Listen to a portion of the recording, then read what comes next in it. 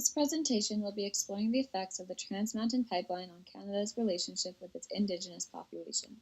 Will the government's actions delay any hope of reconciliation with Indigenous peoples?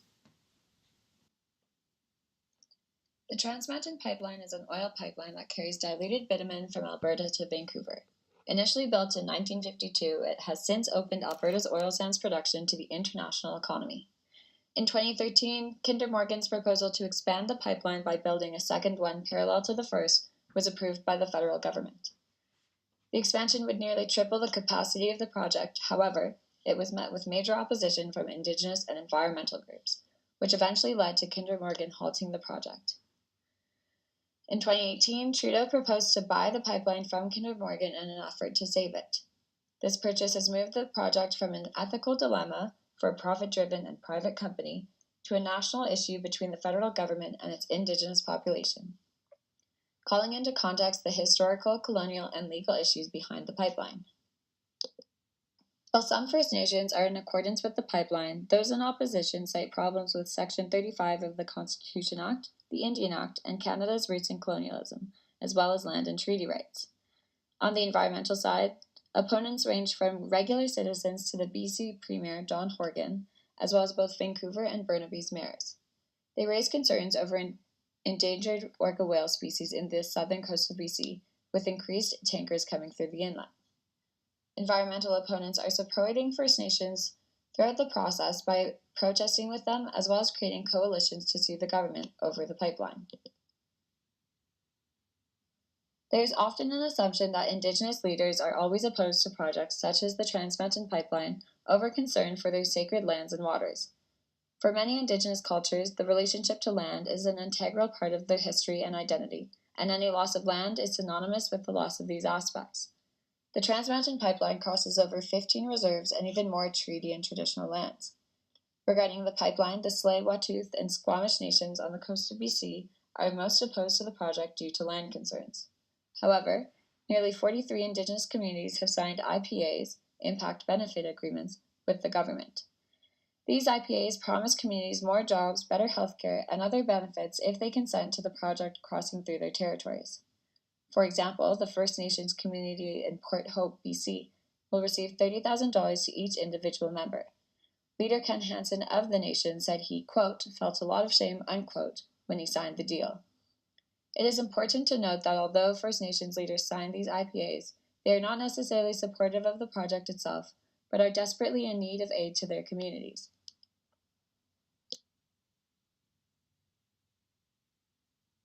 Canada's history with First Nations has been called one of cultural genocide based on oppression and extermination.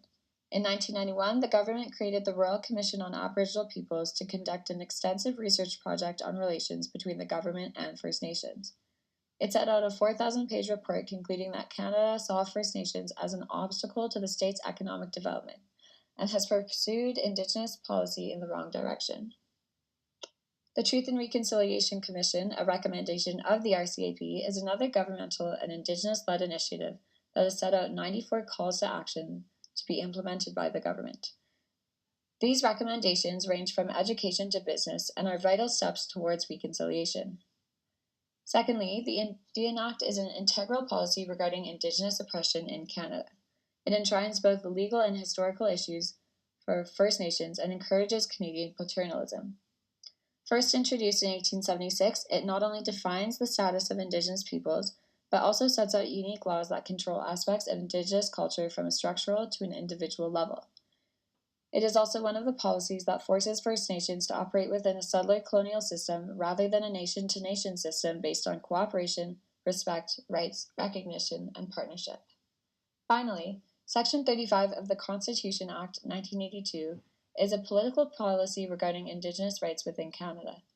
Under Section 35, the Crown has a policy called Honour of the Crown, wherein if there is any potential impact on Indigenous lands from government policies or corporate projects, the Crown must honor its duty to properly consult with and accommodate the First Nations community first. First Nations opponents have to operate within the Western legal framework as opposed to using their own legal traditions to challenge the pipeline. Support coming from the provincial and municipal governments is advantageous for First Nations, as it gives them a stronger foundation within Canada's legal framework. In a victory for First Nations, the Federal Court of Appeal combined nearly 24 lawsuits against the government and quashed the expansion project due to lack of proper environmental assessment and a failure to meet the honor of the Crown. While the court's decision is an important achievement for Indigenous people, it is still far from improvement. There are still no rights to free, prior, and informed consent, a demand from the United Nations Declaration on the Rights of Indigenous Peoples. The Declaration is a framework for individual and collective rights for Indigenous peoples to live free from discrimination. In 2016, Trudeau's government announced plans to formally adopt the Declaration in accordance with the Canadian Constitution. Since then, there has been no tangible evidence that Canada is moving forward with this process, other than NDP's Ramaya Saganash's private bill, which calls for the Declaration to be implemented in Canada. The Truth and Reconciliation Commission's report demonstrated that there are major gaps between the livelihood of Indigenous and non-Indigenous peoples.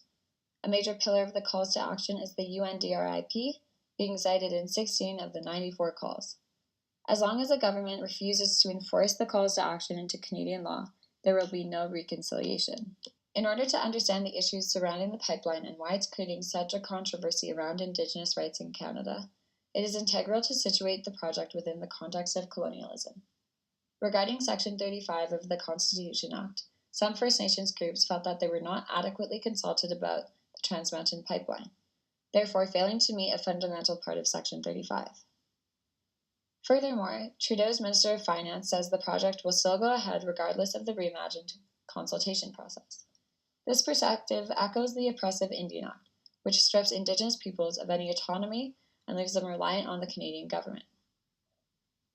Section 92 of the Truth and Reconciliation Commission formally recognizes the dilemmas between Indigenous rights and corporate development, which demands that the United Nations Declaration be implemented as a framework for Canadian law and politics, as well as give any Indigenous peoples the right to free, prior, and informed consent over impact on their lands.